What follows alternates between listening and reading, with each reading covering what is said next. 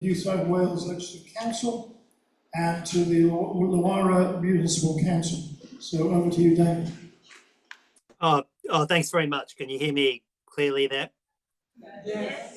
Terrific. Well, I'd like to acknowledge we're all on First Nations land, wherever this conference has been held in Australia, and I'm on Gadigal land, and pay my respects to Gadigal elders past, present and emerging. And indeed, IPAN's reference to ensuring that First Nations peoples are at the table when we talk about what defence and security means on this continent, I think is absolutely critical.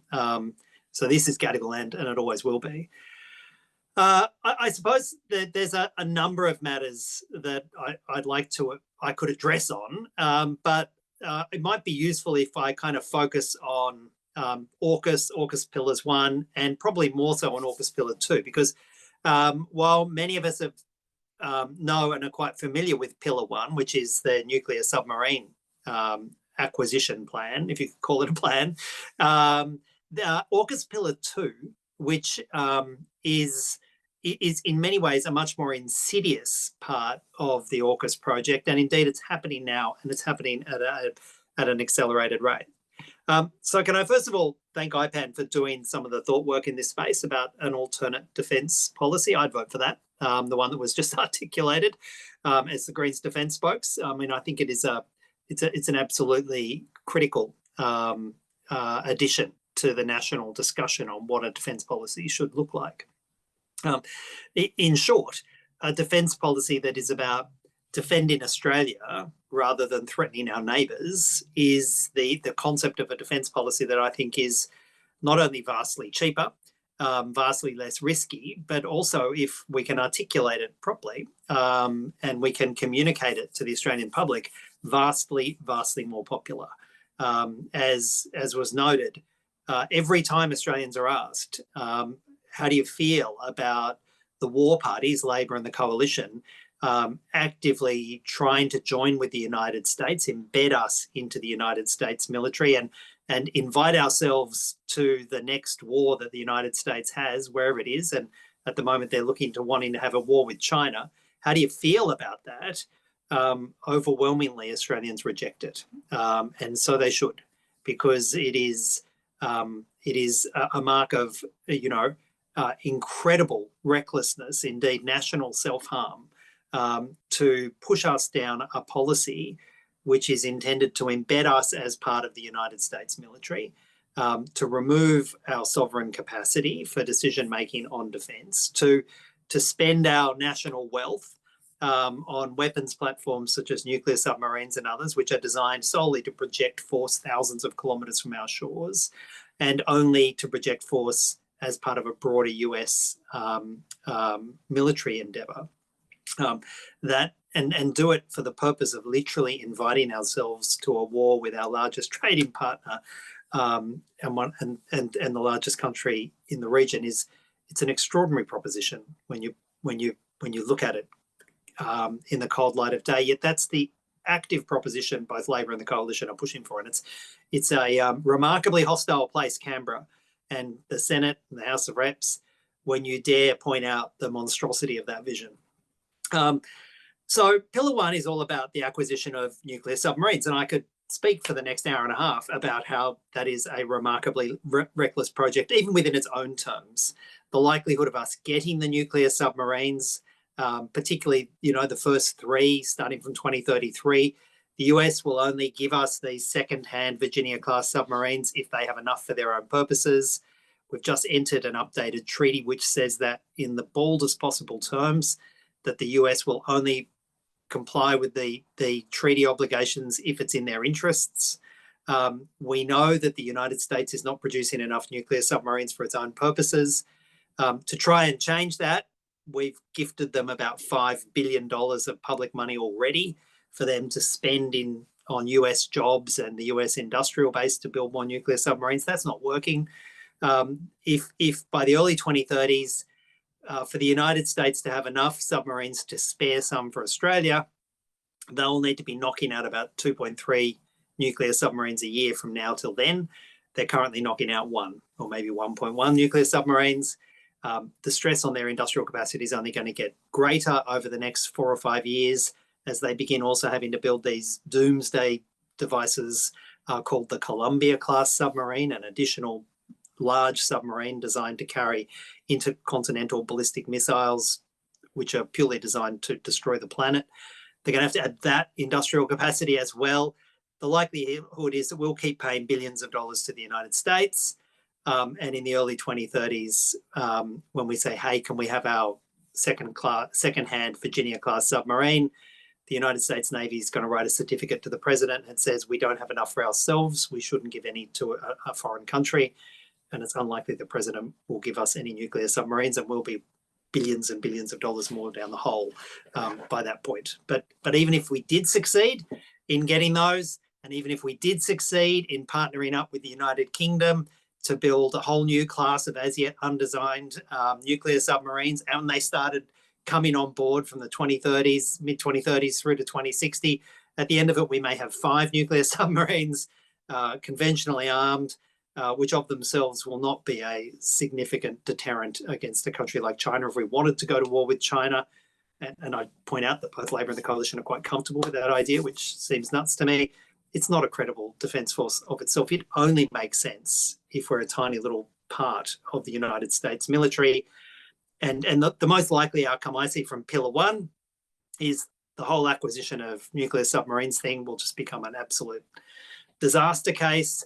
And we will end up building very large nuclear submarine facilities solely for the United States to be based out of Garden Island, just outside of Perth. We're already in the middle of spending about $7 billion to build that nuclear submarine base.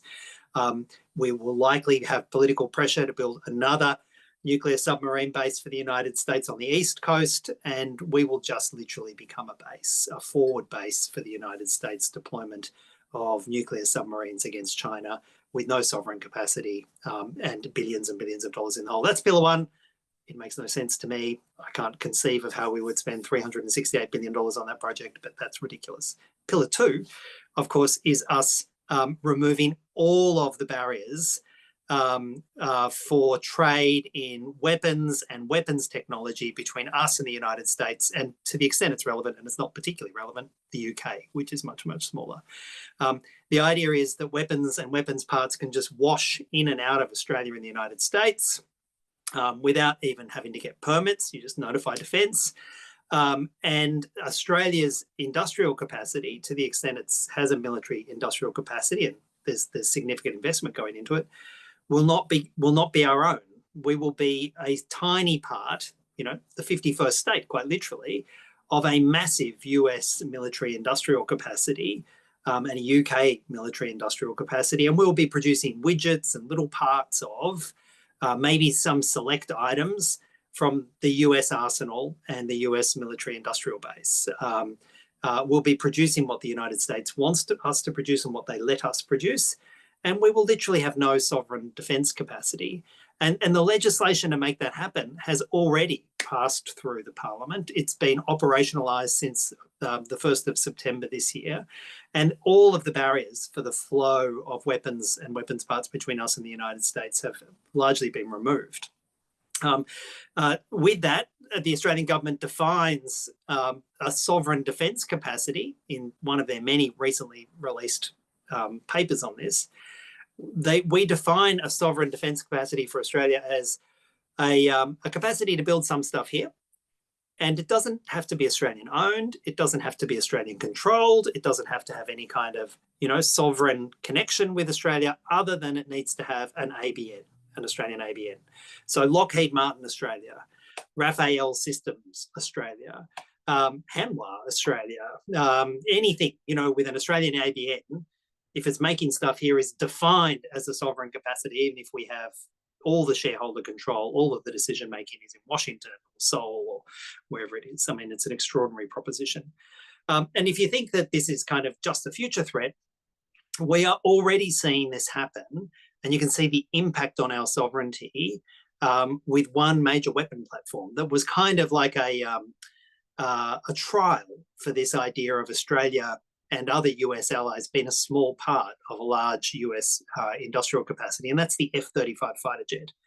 The F-35 fighter jet is controlled by a US multinational, the largest arms manufacturer in the world, Lockheed Martin, and they have farmed out different parts of the supply chain to some 70 Australian companies that make different parts of it, including the mechanism that opens the bomb bay doors and other things. And they've farmed out other parts to the UK, some other parts to Canada, and to some 15 partner nations, including Israel. Everybody feeds little parts into this supply chain. It's controlled by the United States, and the United States decides where those weapons will be sent. At the moment, the United States is quite comfortable with the F-35 being used by Israel to bomb Gaza and Lebanon and Yemen and Syria, and without constraint. And we supply spare parts into that supply chain that find themselves on Israeli fighter jets that are used for what most international law experts would say are war crimes, and also a genocidal attack on Gaza. And if you're wondering why our government has said nothing about that and is refusing to in any way limit Australians' industry and spare parts being used in this appalling conflict at the moment, it's because this is the prototype for AUKUS Pillar 2. We are a small part of the US supply chain. We feed our stuff into the US supply chain. The US decides where that will go, who it will be used by, any constraints around it. And just imagine if Australia at this point said, actually, we don't think our industry should be used in this war. We think this war is unlawful. We think it's a violent attack on an occupied people. We don't think the F-35 use is ethical in bombing schools and orphanages and the like. And we will not allow our parts to be used and sent to Israel. The United States wouldn't, and pardon the language, they would say, who the fuck are you? We let you be part of our supply chain. We let you be part of this. You are not going to decide where the F-35 will be sent, and your parts are necessary for the F-35. Sit down, be quiet, remember AUKUS Pillar 1, remember AUKUS Pillar 2, remember your place. You are not sovereign. We will decide where and when and how. That's literally our future. It's happening and being implemented at the moment in AUKUS Pillar 2. It's a genuine threat to our sovereignty, and it's a threat to where I think we should be, which is a sovereign defence policy based on ethical standards, based on defending Australia and not threatening our neighbours. Thanks very much.